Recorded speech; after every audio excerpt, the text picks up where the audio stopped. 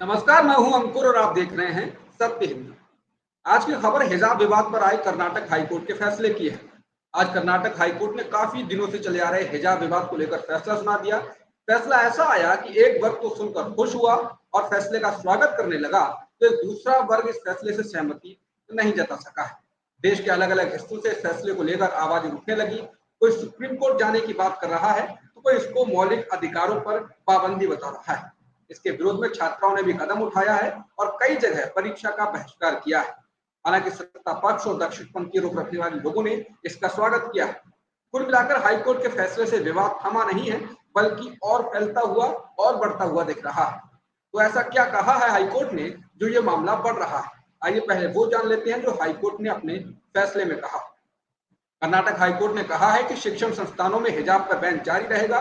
High court ने माना है कि हिजाब एक जरूरी धार्मिक प्रथा नहीं है और इस प्रकार संविधान के अनुच्छेद 25 के तहत संरक्षित भी नहीं है।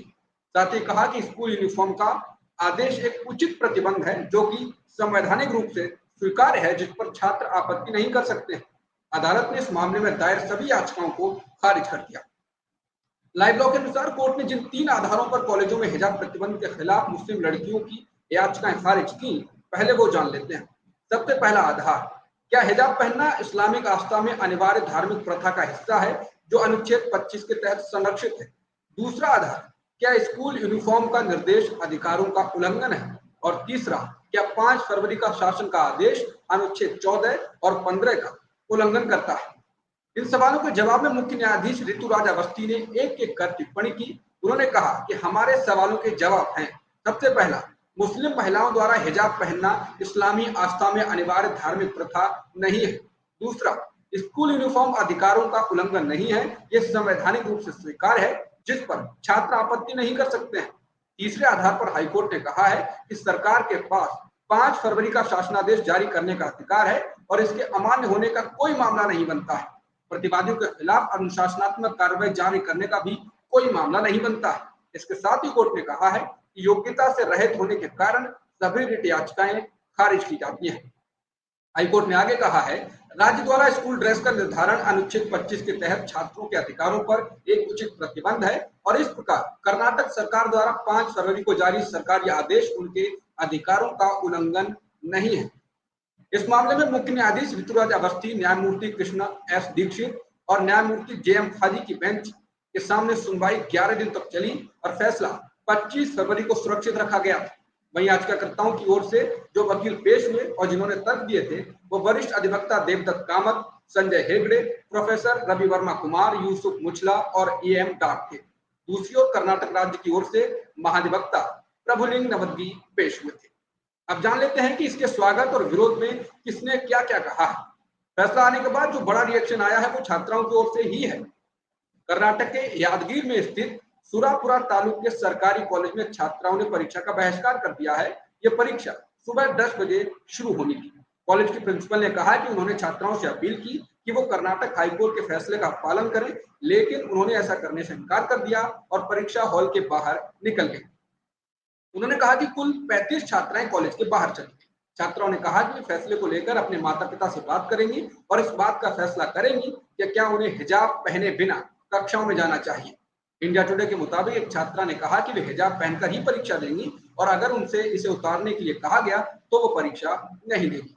याचिकाकर्ताओं की ओर से अदालत में पेश हुए एडवोकेट के.वी. धनंजय ने कहा है कि वो इस मामले में सुप्रीम कोर्ट का दरवाजा खटखटाएंगे।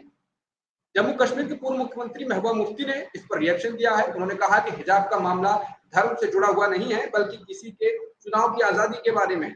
जम्मू कश्मीर के ही एक अन्य मुख्यमंत्री, पूर्व मुख्यमंत्री उमर अब्दुल्ला ने कहा है कि कर्नाटक हाईकोर्ट के फैसले से वो बेहद निराश है। उन्होंने कहा कि आप हिजाब के बारे में चाहे जो भी सोच सकते हैं, लेकिन यह एक कपड़े पहनने की चीज को लेकर नहीं है, एक महिला के अधिकार के बारे में है कि वो कैसे कपड़े पहनना चाहती है। उन्होंने कहा कि अदालत ने इस मूल अधिकार को बरकरार नहीं रखा है, ये एक उपहास है, यानी कि मजाक है। दूसरी ओर एआईएमआईएम के मुखिया और हैदराबाद से सांसद असदुद्दीन ओवैसी ने एक के बाद एक कर ट्वीट कर लंबा चौड़ा रिएक्शन दिया है। उन्होंने हाईकोर्ट के फैसले से असहमति जताई। उन्होंने कहा यह उनका हक है कि वो फैसले से असहमति जता सकते हैं। उन्होंने कहा है कि न केवल all India Muslim personal law board बल्कि दूसरे धार्मिक समूह के संगठन भी इस मामले के खिलाफ सुप्रीम कोर्ट में अपील करें। उन्होंने कहा कि मुझे उम्मीद है कि इस फैसले का इस्तेमाल हिजाब पहनने वाली महिलाओं के उत्पीड़न को सही ठहराने के लिए नहीं किया जाएगा। ओवैसी ने कहा कि जब बैंकों, अस्पतालों, सार्वजनिक परिवहन आदि में हिजाब पहनने वाली महिलाओं के साथ ऐसा होना शुरू हो जाएगा, तब कोई केवल आशा कर सकता है और आखिर में निराश हो सकता है। ओवैसी ने कहा कि इसने धर्म, संस्कृति और अभिव्यक्ति की आजादी के मौलिक अधिकारों को निलंबित कर दिया है। ओवैसी ने एक के बाद एक ट्वीट कर कहा कि संविधान की प्रस्तावना में कहा गया है कि व्यक्ति को विचार, अभिव्यक्ति, विश्वास, आस्था और पूजा की आजादी है और अगर ये मेरा विश्वास है कि मेरे सिर को ढकना जरूरी है तो मुझे इसे व्यक्त करने का अधिकार है, जिसे मैं उचित समझता हूँ। एक धर्मनिष्ठ मुसलमान के लिए हिजाब भी एक इबादत है, ओवैसी ने कहा। इसके साथ ही ओवैसी ने कहा यह धार्मिक रिवाजों की समीक्षा करने का समय है। एक आस्था रखने वाले के लिए सब कुछ जरूरी है और एक नास्तिक के लिए कुछ भी आवश्यक नहीं। एक आस्था रखने वाले हिंदू ब्राह्मण के लिए जनेऊ आवश्यक है और एक गैर ब्राह्मण के लिए यह नहीं हो सकता है। ओवैसी ने कहा यह बेतुका है कि न्यायाधीश अनिवार्यता तय कर सकता है। तो इस फैसले के स्वागत में केंद्रीय मंत्री और कर्नाटक से ही आने वाले प्रहलाद जोशी ने कहा है कि वो अदालत के फैसले का स्वागत करते हैं। उन्होंने लोगों से अपील की है कि सभी लोगों को अदालत के फैसले को स्वीकार करना चाहिए और छात्रों का मुख्य काम पढ़ाई करना है, इसलिए बाकी चीजों को किनारे रखकर एकजुट रहकर पढ़ाई करनी चाहिए।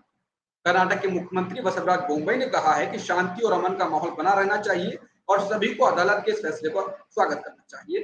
उन्होंने कहा यह हमारे बच्चों के भविष्य का सवाल है और शिक्षा से ज्यादा जरूरी कुछ भी नहीं है। वहीं कर्नाटक के अटॉर्नी जनरल ने कहा है यह फैसला अनुच्छेद 25 की व्याख्या में एक मिसाल बनेगा। अब जाते जाते एक बार ये देख लेते हैं ये विवाद शुरू कैसे हुआ था और आखिर पूरा मामला क्या है। दरअसल 1 जनवरी को उडुपी के राजकीय पीयू कॉलेज में हिजाब विवाद सामने आया, जहां 6 छात्राओं ने दावा किया कि उन्हें हिजाब पहनकर क्लास में आने की अनुमति नहीं दी जा रही है। छात्राओं ने एक प्रेस कॉन्फ्रेंस की जहां उन्होंने बताया कि एक कॉलेज से अनुरोध किया उन्होंने, लेकिन कॉलेज के अधिकारियों ने उन्हें अपने चेहरे ढके हुए क्लास में एंट्री देने से मना कर दिया, यानी कि सिर ढके। लड़कियों ने कॉलेज के अधिकारियों के खिलाफ विरोध शुरू कर दिया तो जल्द ही ये राज्यव्यापी मुद्दा बन गया। कर्नाटक के अन्य शहरों से भी इसी तरह के विरोध प्रदर्शन की खबरें सामने आई। कई शहरों में भगवा दुपट्टा पहनकर हिजाब के खिलाफ जवाबी प्रदर्शन हुए और जल्द ही ये प्रदर्शन दूसरे राज्यों में फैल गया। विरोध प्रदर्शन के कई वीडियो सामने आए जिसमें दोनों समुदाय के स्टूडेंट्स को आपस में उलझते हुए दिखाया गया। मांड्या के एक कॉलेज का वीडियो वायरल हुआ जिसमें एक मुस्लिम लड़की बड़ी संख्या में भगवा दुपट्टा पहने लड़कों के सामने खड़ी है और उनके जय श्री राम के नारे के मुकाबले अल्लाह अकबर का नारा लगा रही है। फिर ये मामला कोर्ट पहुंचा। 31 जनवरी को हाई कोर्ट में याचिकाएं दायर की गई जिनमें मुस्लिम छात्राओं ने भारत के संविधान के अनुच्छेद 14, 19 और 25 के तहत क्लास में हिजाब पहनने के अधिकार की मांग की। कोर्ट ने पहली बार 8 फरवरी को इस पर सुनवाई की। 11 फरवरी को हाईकोर्ट ने अपने अंतरिम आदेश में इस तरह की सभी याचिकाओं पर विचार करने के लिए सभी छात्राओं को क्लास के अंदर भगवा शॉल, स्कार्फ, हिजाब और कोई भी धार्मिक प्रतीक पहनने पर रोक लगा दी थी। इसके बाद हाईकोर्ट में दोनों तरफ से दलीलें पेश की गई।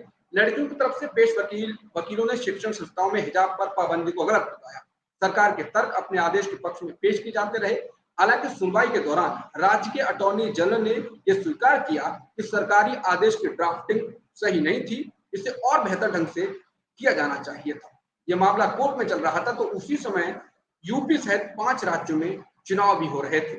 हाईकोर्ट ने 25 फरवरी को सुनवाई पूरी करने के बाद अपना फैसला सुरक्षित रख लिया। अब उसने आज 15 मार्च को होली से ठीक पहले हिजाब पर अपना फैसला सुना दिया है।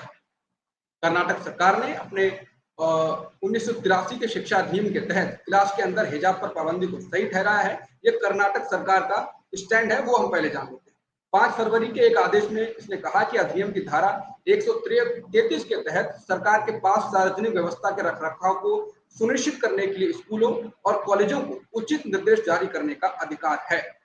ये कर्नाटक राज्य सरकार ने कहा कि Karnataka board of pre university education के अंतर्गत आने वाले कॉलेजों में कॉलेज डेवलपमेंट कमेटी या प्रशासनिक पर्यवेक्षी समिति द्वारा निर्धारित ड्रेस कोड का पालन किया जाना चाहिए। यदि प्रशासन ड्रेस कोड तय नहीं करता है तो ऐसे कपड़े पहनने चाहिए जो समानता, एकता और सार्वजनिक व्यवस्था के लिए खतरा न हो। बहरहाल इस मामले को अब सुप्रीम कोर्ट में चुनौती दी जा रही है।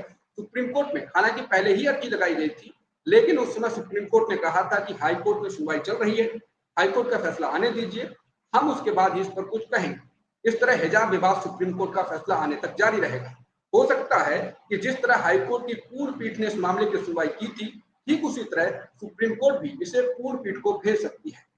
ऐसे में वहां भी सुनवाई लंबी चल सकती है। तो ये थी हिजाब विवाद की खबर। बाकी खबरों के लिए बने रहिए सत्यहिंदी.com। सत्य हिंदी का ऐप डाउनलोड करें गूगल प्ले स्टोर पर।